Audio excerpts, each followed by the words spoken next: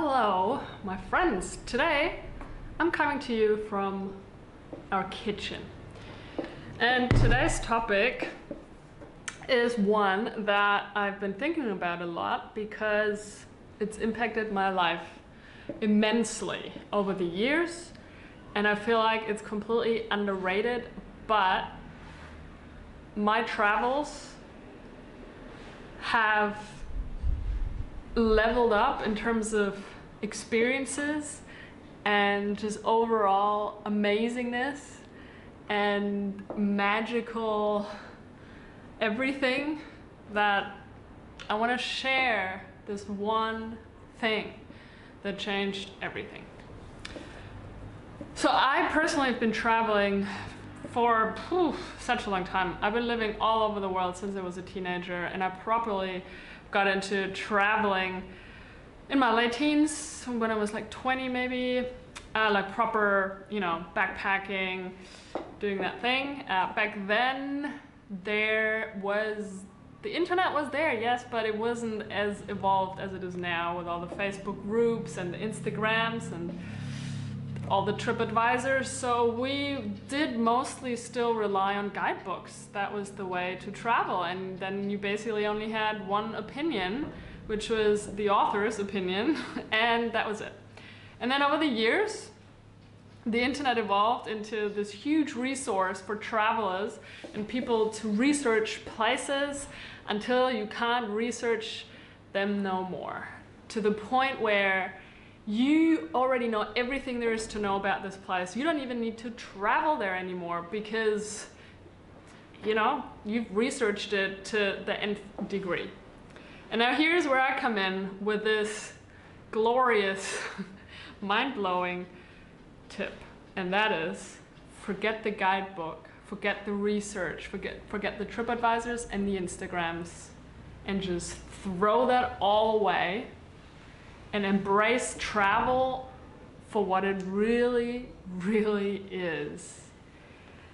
An adventure that allows you to get out of that structured life and just explore and see what happens. And I mean by that, I know it's super risky for a lot of you probably to just even consider the thought of not having a guidebook when you leave your home country and you go somewhere else, or even just your hometown or your room without Google Maps. Oh my God, freaking out. Trust me, I know it, I've been there. For the most part of my life, I traveled with guidebooks. I researched the shit out of places and countries and cultures, everything. I love research. I'm super into that stuff. And then eventually over the years, you learn. You travel, you learn. You live, you learn. And eventually I realized that, wow, I need to chill the fuck out. I want to go with the flow. And so over the years, obviously, it's also experience, absolutely, but especially for those out there that travel a lot, or maybe even are digital nomads, or want to have new experiences away from the experiences that other people are having. If you really want to have your own experience, one that's not in the guidebook, then leave all that shit behind and start traveling with no expectations. Start traveling by opening yourself up to the flow of not knowing. Because having all these expectations, and this is what all that research and all these guidebooks and Instagrams, that's what they do to us. So we, as you're at work or wherever you are before you go traveling, and you just kind of procrastinate, or also you want to foster that excitement because you're really looking forward to going wherever you're going, to go on the trip, to go, traveling the world, or whatever, Thailand, Bali. And you do all that research, and you build up all these expectations and expectations and expectations. And even if you don't want to, even if you consciously tell your brain to shut up and not build up any expectations because you want to be all surprised when you get there, it's not going to happen. You're going to get there, and your unconscious has already built up all these expectations, and your conscious, obviously. So then you get there, let's say Bali. Like me, you know, I post a lot of nice Instagrams from my life here in Bali, and because I love it here, you know. But it also took me several years to really fall in love with Bali, which was the time that I stopped looking at guidebooks and at Instagrams and TripAdvisors, which was when I fully started to embrace this island for what it is. And I started to experience it not from up here, but from here. And that made all the difference. So all these people that come here, and they have all these expectations of what Bali needs to be for them to enjoy it here. And they think it's all turquoise water and white sand and everything is just perfect. And it's incense sticks and temples and volcanoes. And then they come here and it's not all white sand because there's a lot of volcanic sand. There's a lot of waves out there that don't produce turquoise water. There are areas in Bali where you can totally have that. But there's areas where you don't. And where I live, I don't have turquoise water and white sand. Anyway, and then there's the traffic. Well, I didn't read about the traffic in the guidebook. I didn't see the traffic on the Instagram. And they're like, oh my God, there's all this traffic. Well, guess what? There's 3 million people that live in Bali. The next thing is, there is garbage. Indonesia is a big country with many people, and they haven't quite figured out their trash problem yet. And there's a lot of intentions of solving that, but it's a problem. And so they see trash and they're like, ooh, Bali's really dirty, there's so much trash. And then all this piles up, and then they might not like the food at the warung, and then this is not right, and they got overcharged there, and then there were too many people at Tanah Lot at that temple when they wanted to watch the sunset and be by themselves. So they go to all these places that are in their guidebooks, and they're disappointed. And then they post Instagrams, and this is a true story. A friend of mine, not a friend of mine, just someone I know, came to Bali for the first time, was super excited, because Conni said it would be awesome, and then they didn't like it. I think he said on his Instagram something like, Bali didn't live up to our expectations. And I'm like, whoa, dude. Why does Bali have to live up to anything? Why don't you get out of your high seat of coming here with all these expectations and just let yourself experience the place just for what it is, rather than from what you think it should be? And that generally is, I guess, the problem with guidebooks and Instagrams. So this is my advice to you, just don't do it. Another point I want to make is, screw your FOMO. You know, that fear of missing out when you go traveling, you're like, I need to see this, and that, and I need to post that on Instagram and make a video on that. Just screw it. Because it really doesn't matter what you experience, it matters how you experience it. And instead of trying to get through your list of things you need to see and take photos of that 5 million other people have experienced, why don't you just let things unravel themselves by not having a plan, by not having a list? By actually then creating a space for magic to happen, for experience to come into your life that you totally didn't expect. They were just like, whoa, out of the blue.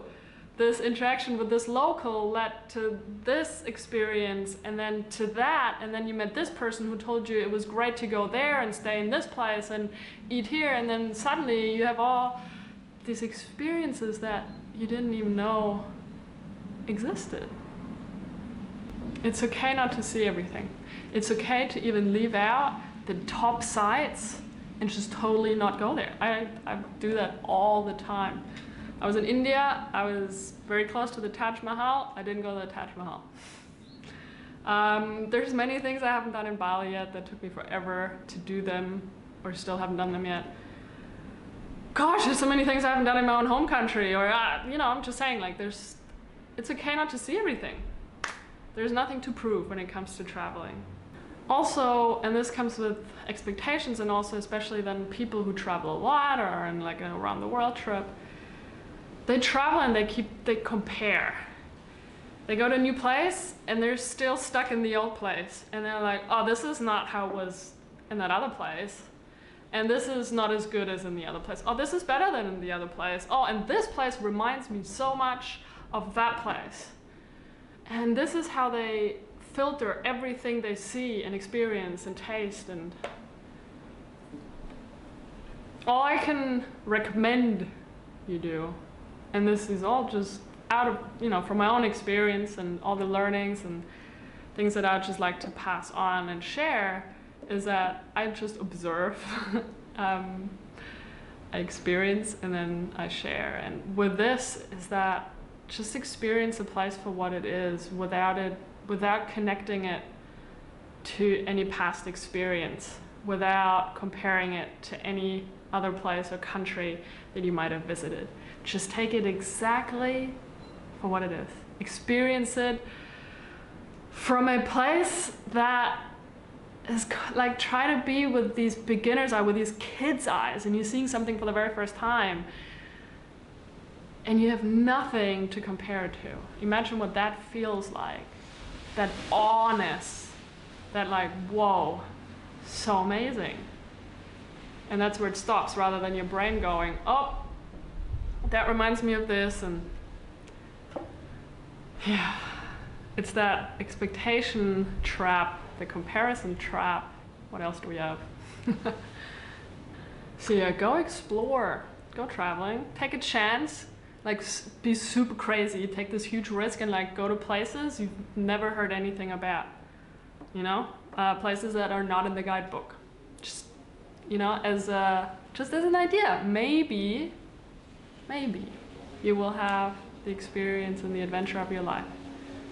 And those places that are not in the guidebook, the trips that I took without any resources read before, without any research, were the most amazing adventures and experiences I've ever had. Neighbors playing some music. A little bit of, what's his name? Xavier Rudd, he's playing.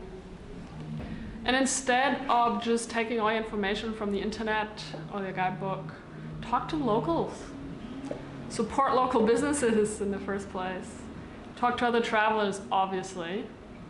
Just travel instinctively. Open yourself up. Learn some of the language. That definitely helps a lot. Go and take a language course in a place for a week or two. Experience a place beyond just the sights. Experience people's lives. Experience a place through food, experience it through surfing, experience it through yoga, through language. There's so many different ways of how you can experience and actually feel a place, rather than just by doing what everybody else does. And this, my friends, is how I believe you can travel in a creative way, one that's really unique to you. And you're the one who can tailor your trip every single day, every single minute, in a way that opens up a possibility for amazingness to enter your life. And for travel not just be something that you consume, a place that you consume, but a place that you feel. And that's all I've got. I hope you enjoyed my video. If you did, give me a thumbs up. If you have anything to say about this, and I'm sure you do, because I know that probably all of you travel, have traveled, and will travel, then do leave your opinion, tips, or experiences in the comments. Subscribe to my channel if you enjoyed this video, and I will see you tomorrow for the next one. Thank you so much for watching. Mwah! Bye.